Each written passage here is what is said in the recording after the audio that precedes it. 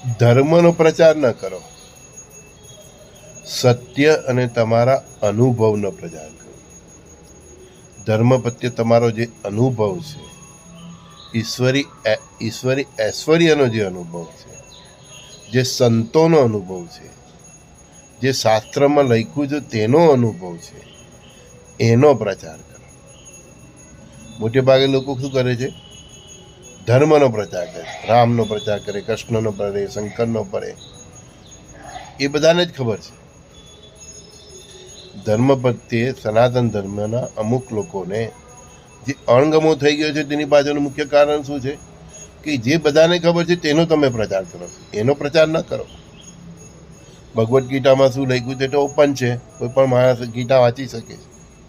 પણ તમે જે એ વાંચ્યું છે એનો જે સાર તમે જે ગ્રહણ કર્યો છે, એનો જે અનુભવ તમે પ્રાપ્ત કર્યો છે, એ અનુભવ તમે લોકો સાથે શેર કરો તો લોકોને એ સાંભળવામાં ઇન્ટરેસ્ટ પડશે.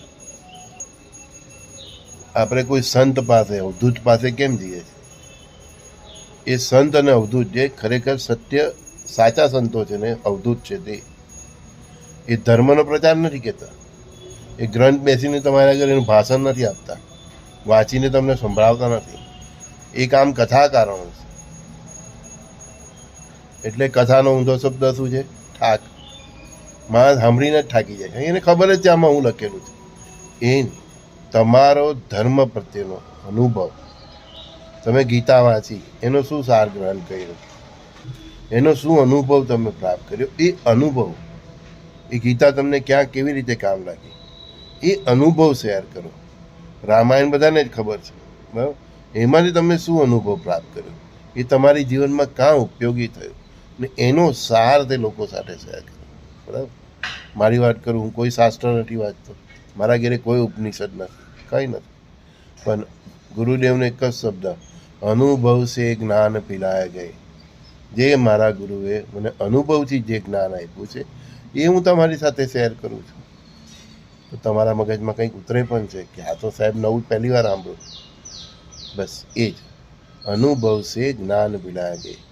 ગજાનન મહારાજ બહુ મસ્ત કહી ગયેલા એક શબ્દ, કે આ દેશનું પતન થયું છે એની પાછળનું એક જ કારણ છે કે જે રાષ્ટ્ર લેવલના નેતાઓ છે, જેની પાસે સમાજની જવાબદારી છે, બરાબર, જે સંતો છે કે જે કંઈ પણ છે, કથાકારો છે, એ અનુભવ વગરની વાત કરો છો. જે કથામાં લખ્યું તે પોપટની જેમ વાંચી જાય, એનાથી કોઈનું કલ્યાણ થતું નથી. તમને શ્રી કૃષ્ણની ભક્તિ કરો છો, શ્રી રામની કરો છો, શિવની કરો છો, માતાની કરો છો, એનો જે તમને અનુભવ પ્રાપ્ત છે એ લોકોને શેર કરો. તમે જ્યાં પહોંચ્યા નથી ને ત્યાં લોકોને પહોંચાડવાની કોશિશ ન કરવી જોઈએ.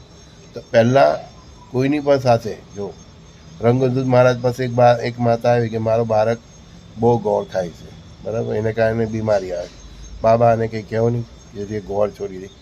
રંગદૂત મહારાજે બેનને કીધું કે 15 દિવસ પછી આવું. 15 દિવસ પછી બાળકને લઈને આવ્યો ને પેલા બાળકને સમજાવ્યું, દીકરા ગોળ નહીં ખાવાનું.